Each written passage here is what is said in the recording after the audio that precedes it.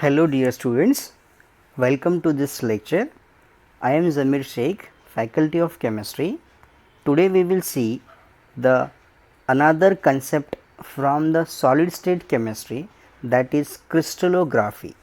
Crystallography is the branch of a physical science or a branch of a science that deals with the study of morphology, study of geometry and their properties of a crystal or any solid state material. So, this lecture is useful particularly for different exams for UG as well as PG and many national and state level competitive exams like CSR, NET, SET, GATE, etc. So, stay connected with us. I hope all of you are safe and doing well. So, first of all, what is that mean of crystallography and what are the laws which are helps particularly to identify or to study the geometry and properties of what crystal. So, first of all, you can say that this picture is an animation where we can see or we can simply conclude that we have a crystal which is a solid state material. We can analyze that a crystal with the help of some instrument like X-ray diffraction method etc., and by using that we can find out the actual properties, the geometry of that any crystal, okay, and that branch is simply called as a crystallography. So, first of all, it is simple, nothing but the what, it is a branch of science that will deals with the what, study of structure, that geometry and properties of a crystal, that will be called as a crystallography. Okay. So, we can also be defined in another way. So, here it is a simple experimental science that determine the arrangement of atoms in the crystalline solids. You know that crystalline solids are perfectly ordered. They have a very specific arrangement of atoms or molecules, particularly in the a crystalline form. They have what a shape, particularly they have what a perfect size, and that is why we can it is a kind of what experimental science, and that will determine the arrangement of atoms or what type of the arrangement present in the crystal, that will be identified with the help of that crystallography. Okay. There are three important laws which are given by three different ways, and they have what applications particularly. So, first law, that is what, they are based on that simple one can call fundamental laws of crystallography. So, first law is called as a law of constancy of interfacial angles. You know that interfacial angles means the angle because of the two corners, okay. So, or particularly between two faces, okay. Then we have a second law, that second law is a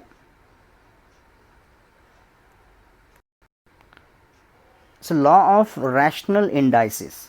The second law, which is a fundamental law, particularly is a basic of our crystallography. This is the second law, that will be called as a law of rational indices, and third is called as a law of constancy of symmetry. The first relate with the angle, second relate with the what, some numbers, that is rational indices. We have the Miller as well as what, Weiss indices in the second law, and third particularly for the symmetry. So, there are three simple laws, okay, are called as a fundamental laws of crystallography. First is relate with the angle, okay. We have different shapes of what crystals, and we can find out the angles, whether the angles is same or angle is different. Second law is related with the rational indices, which is some number, and third law which relate with the what, symmetry. You know that we already have some symmetries like axis of symmetry, like plane of symmetry, like center of symmetry, okay. We can see, we will see that. Okay. The first of all, we have the first law, that is law of crystallography, first law of crystallography, which is given by Nicholas Steno in 1669. So, according to Nicholas Steno, it states that angle between the crystal faces, we have required the two faces, okay. For angle we required the two faces. Angle between the crystal faces of a given species are constant. Whatever crystal is given to you, okay, the angle between the two faces, or we can call it as interfacial angle, is always constant. Okay, so we can see here. So suppose for example we have some different shapes of what crystals now. So I will give you some examples of different shapes. For example, I have first of all this one. This is 6 member like this one. Okay, you can imagine, you can observe, okay, the shape particularly for these two crystals. Again this is third one now. You can see that first, second, third, they are different in the size, they are also different in the shape. Okay, now we have, according to this interfacial angle law, according to that Nicola-Steno, whatever shape of or whatever size of your crystal, the interfacial angle, or that is angle between the two adjacent faces, is constant. That is, we can observe that angle between these three crystals are same, that is 90 degree. So from that you can summarize that, or you can conclude that, so the shape of crystals are different. You can have the three different images, but the angle between the two corresponding faces is always constant, that is what, 90 degree. Okay, this is the first law which is given by Nicolas Steno in 1669. Okay, this is first law of what. Now we have what the second law, particularly for we can have the second law of crystallography. The second law, which is called as a law of rational indices. Okay, that law is proposed or stated by Hoy's law. Okay, and it's also be called as what, Hoy's law.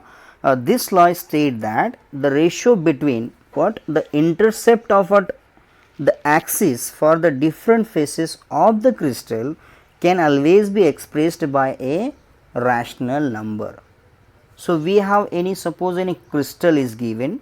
Okay, suppose I have this a crystal, we have a three different axes particularly are there. Okay, these are the three different axes, and now intercept particularly for the axes on a different faces of a crystal always represented by a some rational number, okay, or the fixed number. Suppose I have this is a picture particularly for a crystal. Let we have the axis are x axis, y axis and z axis. Okay, on x, y, z axis, this is what is your center of symmetry, like this is O point, and you know that we can have the three different intercepts now, O L, O M, and this is what the O N now, and this is actually a plane. This is what, and a plane is given. Okay, now so we can have, suppose what happened to that now. So this is actually a plane, that is L M N. So your plane is L, this is M, and this is N, and which has some intercepts. For example, on what x axis we have OL, right? On what y axis we have OM, and on a z axis we have what, the ON as a intercept with respect to their axes now. And if the example is length is given, suppose these are the length unit A, B and C, these are the length unit. Okay, for example, length is given with respect to that. We suppose this is 2A, this is 4B, and this is what, the 3C. The length of that intercept is given. Okay, now suppose we can consider that, so OA is equal to A, OB equal to B, and OC equal to C. Now these are nothing but the what, unit distances, you know that unit length one can call as.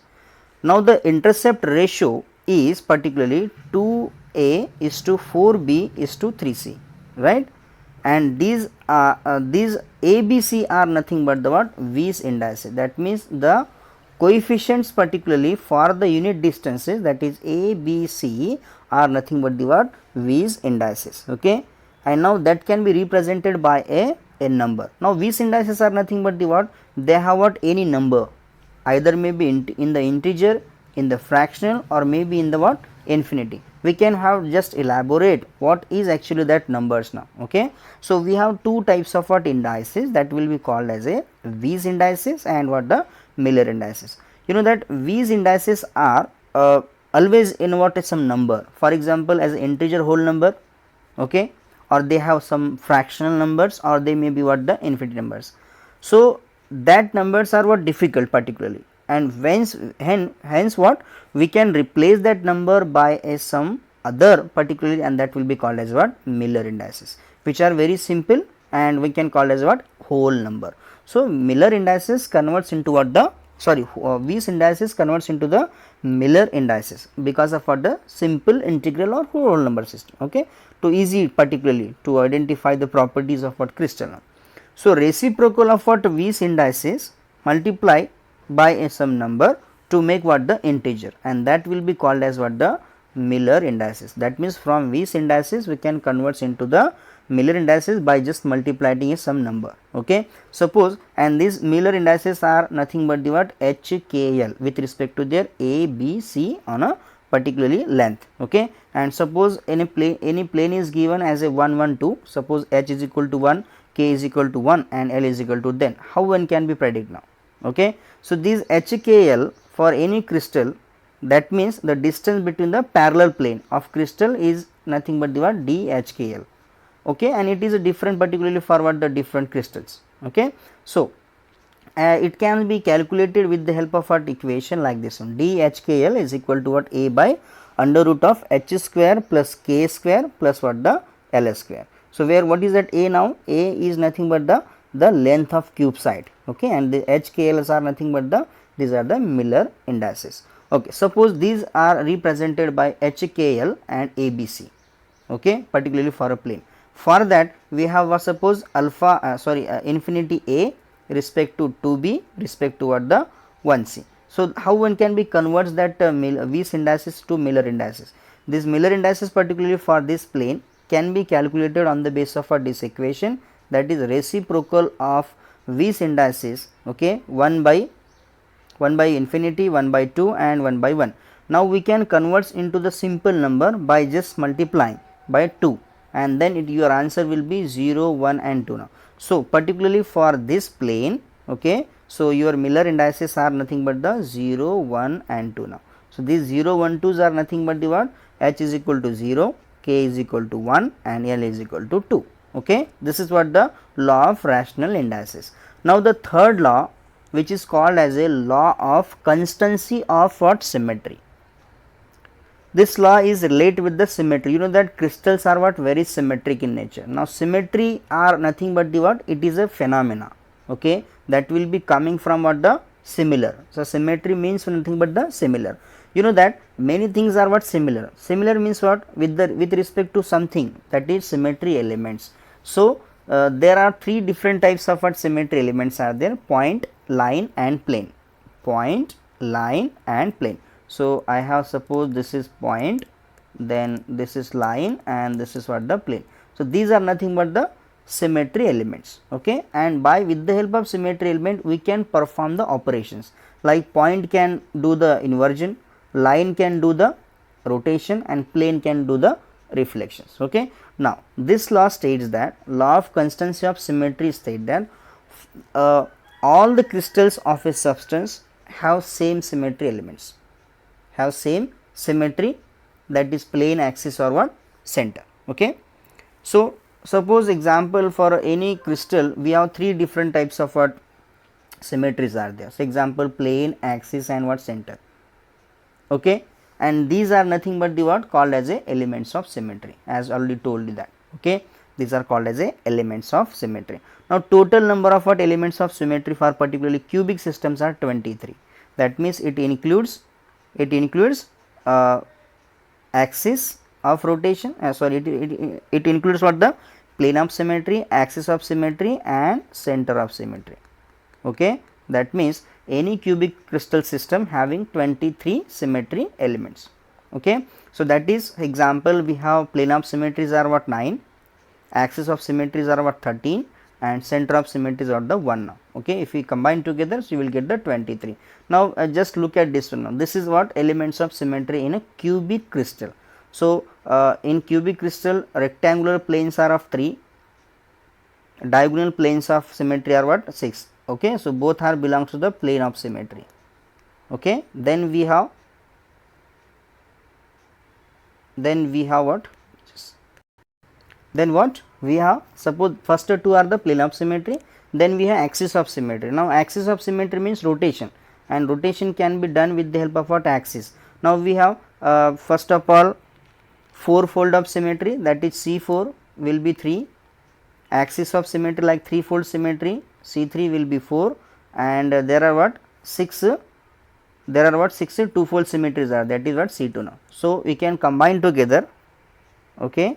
So, you can combine, so you will get what the total number of axis of symmetry, and what lastly what the center of symmetry. So, that means if we first two are nothing but the plane of symmetries. There are two types of plane of symmetry in a cubic crystal. First is a rectangular plane of symmetry and diagonal plane of symmetry. These are the two, okay, belongs to plane of symmetry. Now, now second one is what the axis of symmetry. Now, axis may be of 4-fold symmetry, 3-fold symmetry and 2-fold symmetry. So, 3, 4 and 6, okay, like that we have a total number of what axis of symmetries are what the 13, and center of symmetry is what the 1. So, if we combine all together for any cubic crystal system, so we have 23 symmetry elements are there, okay. We can just check how the plane of symmetry is classified. So, this is actually called as a rectangular plane of symmetry, right. This is called as a rectangular plane of symmetry, and this is called as a diagonal plane of symmetry. These two pictures which explain the plane of symmetry in the cubic crystal. Now, we have what? So, total number is 3 plus 6 is equal to 9. Now, we have axis, that axis means you can observe that here the example is given. Axis means we are just passing the imaginary line, okay, through the center of a molecule, and we can just do the rotation. So, axis is required to do the rotation, and how many types of what axis of rotations are there, or axis of symmetry? It is 4-fold, means C4, okay. Then we have 3-fold of axis of symmetry, and then we have what the 2-fold of axis of symmetry. So, now you can observe that in a cubic crystal system particularly these are the total axis of symmetries are nothing but the 13, 3 plus 4 plus 6. Now, how can identify it is a 4-fold? Now, that means we can have theta is equal to 360 by n. N means order of rotation, okay. Or if you know the theta, for example, then suppose here 4-fold means 360 by 4 now. So, you will get what the 90, that means 90 degree rotation particularly for this system you will get the original configuration. For 3-fold system theta is equal to 360 by 3 because n is equal to 3 here, okay. So, that means your angle of rotation will be 120, here we are using 120, here 90, and lastly what it is 2-fold. 2-fold means your theta is equal to 360 by 2-fold means 180 degree, or one can call it as a 2-fold symmetry. So, angle will be 180. So, these are the axis of symmetry particularly for any cubic crystal, okay. So, total symmetry elements particularly for axis of symmetries are what the 13. And here is the last beautiful picture, that is called as the center of symmetry. You know that always a crystal have what single center of symmetry, and you can observe that there is a single point which is passing from the center of a mass, or that will called as a from central part of the crystal now. So, these are nothing but the what symmetry elements particularly and their respective laws, okay. So, we have one symmetry element is there now, okay. So, in this lectures, so just go on through the what I will just summarize the sum of this lecture. So, from crystallography, this lecture is what from particularly the crystallography. So, and its laws particularly, and there are 3 laws are there. First law relate with the angle, second law relates with the numbers, okay, and third, that is intercept number, and the third law is called as particularly for the symmetry, okay, and there are different types of symmetries in the cubic crystal system, okay. So, thank you for watching this lecture. If you like this content particularly, so must like, share and subscribe. Stay connected, stay safe with chemistry. Thank you.